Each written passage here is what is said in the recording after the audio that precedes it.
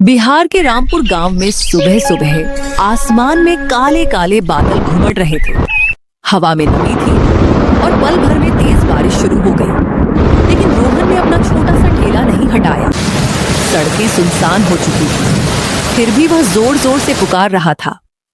आइए भाइयों, आइए बहनों, गर्मा गर्म आलू पूड़ी और समोसे, रामपुर की सबसे स्वादिष्ट ताजी कुरकुरी पूड़ी, ठंडा मीठा दही और मेरी दादी के हाथ की खास मीठी तीखी चटनी। एक बार खाओ तो मुंह से हाथ नहीं हटेगा। रोहन के पिता ने जीवन भर यही ठेला लगाया था। उन्होंने रोहन को आखिरी वक्त में कहा था, बेटा मेहनत कभी मत छोड़ना। दही पूरी, अरे आलू पूरी बेचकर ही हमारा घर चलेगा, कभी हार मत मानना। पापा, आपने मुझसे कहा था ना, बेटा आलू पूरी समोसे बेचकर हमारा घर चलेगा। मेहनत कर, कभी हार मत मानना। मैं कोशिश कर रहा हूँ बाबा। रोहन रोज रात के अंधेरे में 4 बजे उठ जाता, दादी के साथ आटा गूंथता, आलू की भरवा पूरी बनाता, दही मटके से निकालता और चटनी तैयार करता। आज सुबह से 2 घंटे बीत गए थे, लेकिन सिर्फ 20 रुपये ही बिके थे। टोकरी में अभी भी ढेर सारी प्लेटें बची थी। कुछ देर बाद पूजा चाची छाता लेकर आई।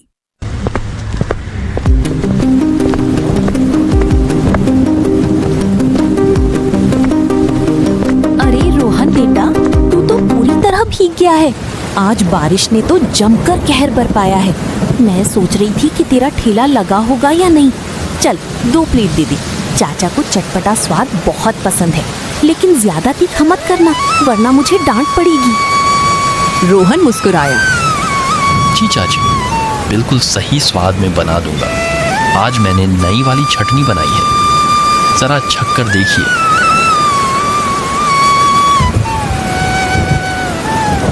वाह बेटा, क्या स्वाद है। दादी के हाथों को सलाम, तू भी कमाल का लड़का है। ये ले 15 रुपए। पूजा चाची चली गई।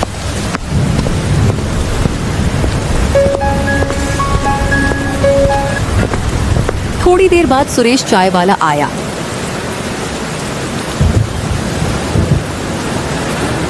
रोहन सुन, मेरी चाय के साथ तेरी आलू समोसा तो कमाल की जोड़ी है। लोग कहते हैं रामपुर का नाश्ता यही है। एक प्लेट दे, और हाँ, चटपटी चटनी वाली देना। काका, आज मीठी वाली ही है, अगली बार चटपटी जरूर बनाऊंगा।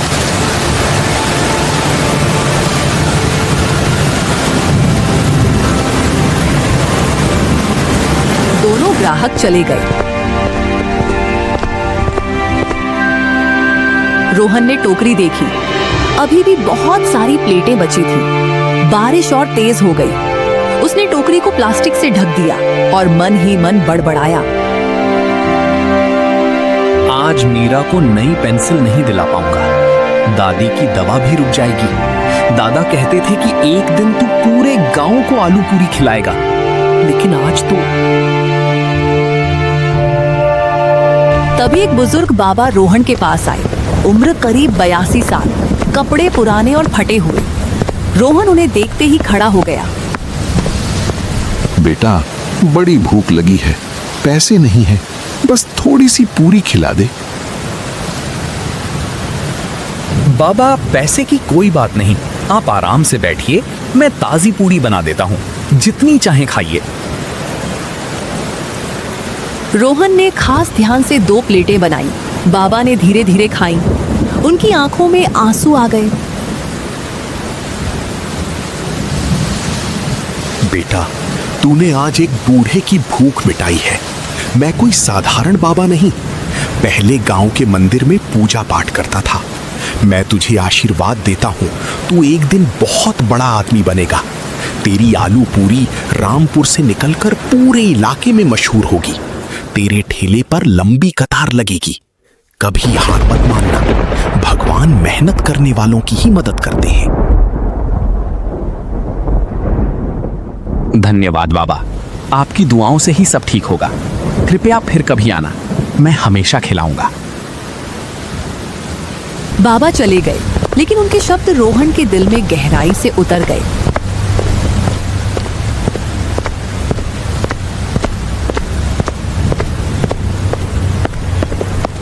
शाम को भीगता हुआ रोहन घर पहुंचा। खपरेल की छत से पानी टपक रहा था। दादी चूल्हे पर रोटी बना रही थी। दादा खाट पर लेटे थे। मीरा दरवाजे पर बैठी उसका इंतजार कर रही थी। मीरा दरवाजे पर बैठी राह देख रही थी। उसने रोहन को देखा तो दौड़ती हुई आई। भैया, सब बिक गया ना? कितने पैसे बने? नहीं मीरा, सिर्फ 25 रुपए। बाकी सब बचा है। मैंने बाबा को मुफ्त खिलाया, उसमें 10 रुपए बचते। मीरा ने हौसला दिया। कोई बात नहीं भैया, कल ज्यादा बिकेगा। और दादी कहती है तुम शेर हो। और हाँ, मैंने पानी गर्म किया है, आप नहा लो जल्दी से, फिर मैं आपको कहानी सुनाऊंगी। रोहन दादी के पास बैठ गया और टूटकर बोला, दादी, कल से ठेला नहीं लगाऊंगा। बारिश ने सब बर्बाद कर दिया। अब किसी के यहाँ मजदूरी कर लूंगा। दादी ने प्यार से उसके सिर पर हाथ फेरा। अरे बेटा, जितना बड़ा आदमी बनना है उतना पहले हारना सीख। ये आलू पूरी सिर्फ खाना नहीं, तेरी जिंदगी की उम्मीद है। तेरे पिताजी ने यही ठेला चलाया था। एक दिन यही ठेला तुझे कामयाबी देगा। बारिश फसल डुबोनी नहीं, सींचने आती है। तू हिम्मत मत हार। रवि, मेरी बात ध्यान से सुन। देख, बारिश का मतलब ये नहीं कि फसल डूब जाए। बारिश के बाद ही तो खेत हरे होते हैं। बीज को बढ़ने में समय लगता है। तू भी हरा हो जा, बीज मत बन बैरन का। एक दिन तू सबको दही पूड़ी खिलाएगा। मैं बूढ़ा हो गया, पर मेरी आंखों में अब भी वो दिखता है जब तू एक दिन बड़ा आदमी बनेगा। मेरी विश्वास रख बेटा, मेरी दवा छोड़ दे, तू अपना धंधा मत छोड़। दादी दादा, आप लोग सही कहते हैं। मैं हार मानने वाला नहीं हूँ। अगर आप लोगों ने मुझे हौसला ना दिया होता तो मैं तो टूट जाता। चाहे बारिश हो या बाढ़, कल फिर ठेला लगाऊंगा, पक्का। मीरा दौड़कर आई।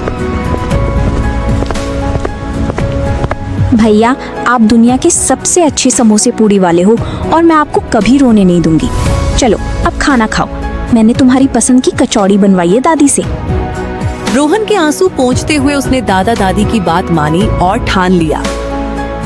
चाहे बारिश हो या बाढ़, कल फिर ठेला लगाएगा। सुबह 5 बजे फिर से काले बादल।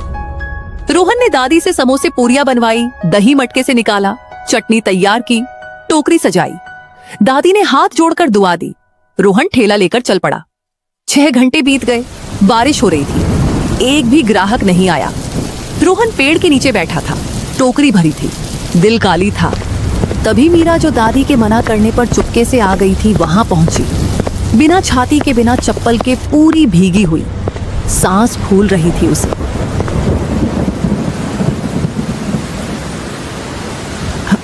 तू यहाँ कैसे? इतनी बारिश में भीग जाएगी, तुझे जुकाम हो जाएगा। तू अभी घर चल, दादी डांटेंगी।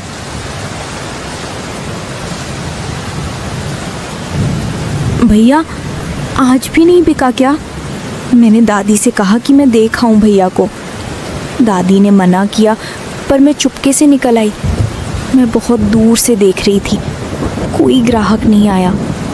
सच बताओ भैया, आज फिर से कितने पैसे बने? नहीं मीरा, आज भी नहीं। एक भी ग्राहक नहीं आया।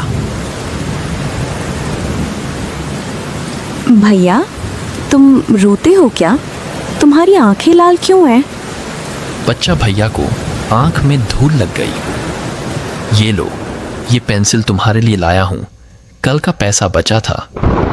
आज सुबह राधिका चाची के यहाँ से आया हूं। तुम पढ़ना, बड़ी बनना। मैं तुम्हारे लिए कुछ भी करूंगा। भैया, मुझे पेंसिल नहीं चाहिए, बिल्कुल नहीं चाहिए। मैंने तुमसे झूठ बोला था। मुझे पेंसिल चाहिए थी, पर अब नहीं चाहिए। बस तुम मुस्कुरा दो, बस एक बार मुस्कुरा दो प्लीज भैया। मैं देखना चाहती हूँ तुम्हारी मुस्कान। रोहन ने मीरा को अपनी गोद में बिठाया और मुस्कुराया, लेकिन उसकी आंखों से पानी बहता रहा। बारिश और आंसू दोनों भगा रहे थे उसे। मीरा ने रोहन के गालों पर हाथ फेरा और कहा, भैया अब तुम रो मत, मैं यहाँ हूँ। और वो उसकी गोद में चिपक गई। दोनों भाई बहन पेड़ के नीचे बैठी बारिश देखती रहे। बारिश की बूंदें उनके चेहरों पर गिर रही थी, लेकिन अब भी आंसू नहीं थे, वे उम्मीद की बूंदी थी। उधर सुरेशमन की पत्नी रीना उसकी टपरी पर आई। वो गुस्से में थी। उसने देखा कि सुरेश की चाय की टपरी पर एक भी ग्राहक नहीं बैठा है। सारे लोग रोहन के ठेले की तरफ देख रहे थे। सुरेश, क्या हो रहा है यहाँ? हमारी चाय की टपरी पर कोई नहीं बैठता, हम कैसे गुजारा करेंगे? 2 साल से तू चाय बेच रहा है। पहले कम से कम 30-40 तो बन ही जाते थे, अब तो मुश्किल से 5 रुपए बनते हैं। वो रोहन क्यों यहाँ दही पूरी बेच रहा है? तूने उससे बात क्यों नहीं की? तू कायर है क्या? अपने घर के बारे में सोच। तू चुप कर रही है, मैं सब समझता हूँ। वो रोहन वो यहाँ से हटेगा, मैंने उसे पहले ही कहा था, पर वो नहीं मानता। अब देखता हूँ कल से उसका ठेला यहाँ नहीं दिखेगा। तू घर जा, मैं संभाल लूंगा। हाँ, तू संभालेगा। पिछले 1 महीने से बोल रहा है, अगर कल तक उसका ठेला ना हटा तो मैं खुद आऊंगी और उससे झगड़ा करूंगी, समझा तूने? हमारे बच्चे को दूध तक नहीं दे पाती मैं ठीक से, तो कुछ कर नहीं सकता। रीना चली गई। सुरेश ने गुस्से से रवि की तरफ देखा। उसने मन ही मन सोचा, कल पक्का उसका ठेला हटा, चाहे कुछ भी करना पड़े। उसने एक कुल्हड़ पटक दिया और चुपचाप बैठ गया। तभी एक काली स्कॉर्पियो आकर रुकी। गाड़ी से उतरे अधिकारी भानु सिंह। उन्होंने रोहन को पेड़ के नीचे बैठे भीगते हुए मीरा को गोद में लिए देखा। उनके चेहरे पर दया और सम्मान दोनों थे। वो सीधे रोहन के पास गए।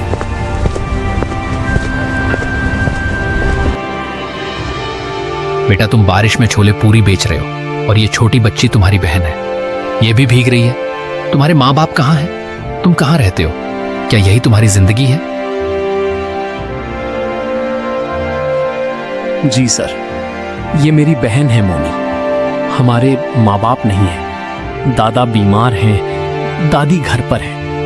हमारे पास कोई और सहारा नहीं है। तुम कितनी बारिश में ठेला लगाते हो? कभी सोचा कि पढ़ाई क्यों नहीं करते? हर दिन सर, चाहे बारिश हो या धूप, चाहे गर्मी हो या सर्दी, मैंने कभी ठेला नहीं छोड़ा। पढ़ाई सर, मैं पढ़ना चाहता हूँ। मैंने 5वीं क्लास तक पढ़ा है, पर मेरे पास किताबें नहीं है, ना स्कूल जाने का समय है। पर एक बात बता दूं सर, भूख बारिश नहीं मानती और ना ही उम्मीद। मेरी दादी कहती हैं बिकेगा एक दिन, पक्का। मैं उनकी बात मानता हूं। बेटा, तुमने आज मुझे जीत लिया। इतनी छोटी उम्र में इतना सब कुछ झेल रहे हो, फिर भी हौसला नहीं हारे। मुझे गर्व है तुम पर।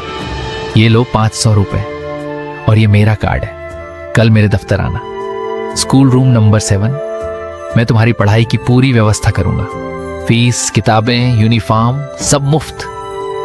तुम सिर्फ आना। और हाँ, 2 प्लेट छोले पूरी और 1 समोसे देना। मैंने आज तक गांव में इतनी अच्छी छोले पूरी नहीं खाई।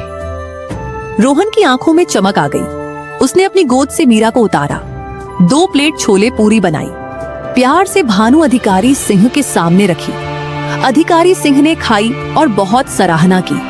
फिर वह चले गए। उसके बाद तो मानो ग्राहकों की बाढ़ आ गई। सरिता दीदी आई, बल्लू काका आई, रश्मि नानी आई, यहाँ तक कि कुछ नए लोग भी आ गए। सबने रोहन की दही पूरी और छोले पूरी पेट भटके खाई और तारीफ की। रोहन मुश्किल से प्लेटें लगा पा रहा था। उसकी टोकरी आधी से ज्यादा खाली हो गई। शाम को जब बारिश थोड़ी कम हुई, रोहन का पुराना दोस्त बल्लू बॉक्सर आ गया। वो गांव के दूसरे छोर से आया था। मोटा ताजा, हमेशा मुस्कुराता चेहरा। बाहें फैलाकर वो रोहन की तरफ बढ़ा। अरे रोहन, क्या हाल है बेटे? कितने दिनों बाद देखा तुझे। तेरी छोले पूरी की खुशबू मेरे घर तक आ रही थी। सच में मैं दूसरे गांव में था, वहां से ही मुझे तेरी पूरी की याद आ गई।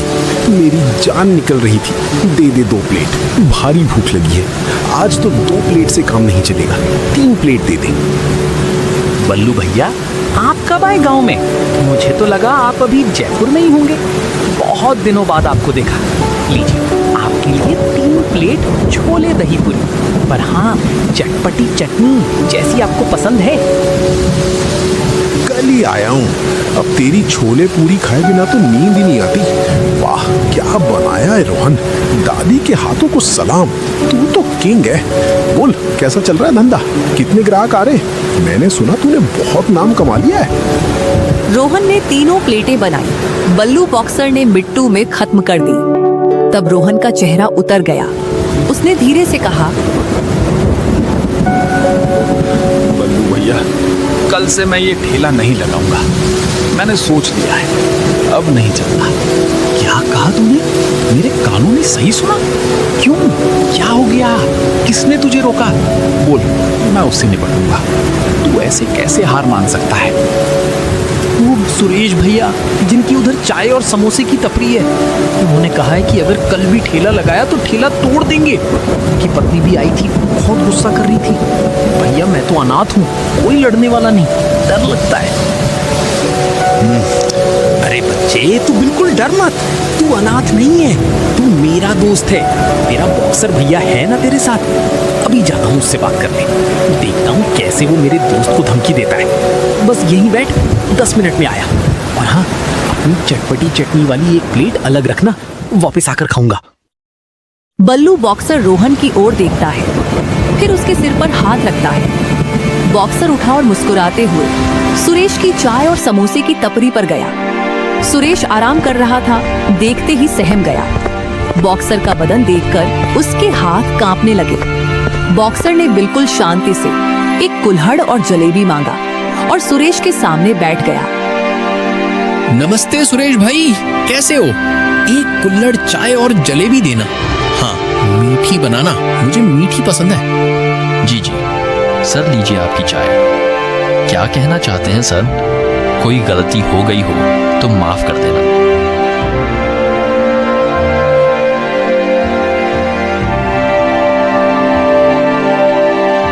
सुनो सुरेश, मैं रोहन का दोस्त हूँ, बचपन का दोस्त, और मैंने सुना है तुमने उसे धमकी दी कि ठेला हटा ले वरना ठेला तोड़ दोगे। क्या ये सच है? सर वो मेरी चाय नहीं बिकती। जब से रोहन ने आलू पूरी बेचनी शुरू की है, मेरे सारे ग्राहक उसी के पास चले गए हैं। मेरी पत्नी रोज लड़ती है, घर का खर्च नहीं चलता। मैं तंग आ गया हूं सर, मैंने बस डराने के लिए कहा था, सच में नहीं तोड़ता। सुरेश भाई, मैं तुमसे लड़ने नहीं आया, तुमसे बात करने आया। देखो रोहन अनाथ है, उसके माँ बाप नहीं है, उसका पूरा परिवार, बीमार दादा, बूढ़ी दादी, छोटी बहन इसी एक ठेले पर चलता है। अगर वो यहाँ से हट गया तो उसका क्या होगा? क्या तुम उसके परिवार को खाना खिलाओगे? जरा सोचो। पर सर मेरी समोसा और चाय बॉक्सर भाई, आप सही कह रहे हैं, मुझसे बहुत बड़ी गलती हो गई। मैं अंधा हो गया था जलन में। मैं खुद रोहन से बात करूंगा, वो यहीं ठेला लगाएगा और आपको 2 प्लेट छोले पूरी मेरी तरफ से खिलानी है। बोल देना उससे। बस यही तो सुनना चाहता था सुरेश भाई, तुम बहुत अच्छे हो। देखना अब तुम्हारी समोसा चाय भी खूब बिकेगी। और हाँ, रोहन को कुछ मत कहना, मैं खुद उसे बता दूंगा। बॉक्सर की बात सुनकर सुरेश की आंखों में आंसू आ गए। उसने हाथ जोड़ लिए। बॉक्सर ने हंसती हुई सुरेश की पीठ थपथपाई। अगले दिन गांव के सरपंच ठाकुर साहब भी रोहन के ठेले पर आए। उन्होंने रोहन की आलू पूरी खाई और बहुत खुश हुए। रोहन, तूने आज गांव का नाम रोशन किया है। अब से हर त्योहार पर तेरा स्टॉल लगेगा और गांव की तरफ से तुझे 1 लाख रुपए की मदद भी मिलेगी। धन्यवाद ठाकुर साहब। त्योहार के दिन पूरे गांव में उत्सव था। रोहन के ठेले पर ग्राहकों की कतार लग गई। सुरेश भी खुश था, उसकी चाय समोसा भी चल रही थी। दोनों एक दूसरे को देखकर मुस्कुरा रहे थे। रामपुर का वो मोड़ अब खुशियों का मोड़ कहलाने लगा। उस शाम रोहन घर पहुंचा। उसकी टोकरी बिल्कुल खाली थी। मीरा दरवाजे पर दौड़ी। उसकी आंखों में खुशी के आंसू थे। भैया बताओ ना, बिक गया सब? आज तो मैंने दूर से सब देखा, बहुत भीड़ थी, बताना जल्दी। हाँ मीरा, आज सब बिक गया, सब। और अब रोज बिकेगा। और देख, तुम्हारे लिए नई पेंसिलें, कॉपियां और एक नई ड्रेस भी लाया हूं।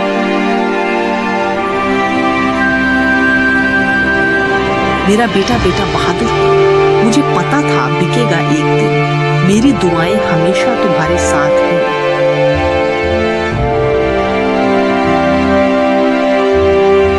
रोहन सुन ले, जितना आसान नहीं होता मगर हार मानने से तो मुर्दा हो जाता है। तूने जितना सीख लिया, अब बस आगे बढ़ते जा। और हाँ, मुझे भी एक प्लेट आलू पूरी दे आज तेरी खुशी में। उस रात बारिश थम गई। फतेहपुर के आसमान से बादल हट गए, लेकिन रोहन के घर में खुशियों की बूंदें अभी भी बरस रही थी। रोहन ने सोचा, काश पापा होते तो आज उन्हें भी गर्व होता। तो दोस्तों, यह कहानी थी रामपुर की रोहन की। बारिश सिर्फ मिट्टी सींचती है,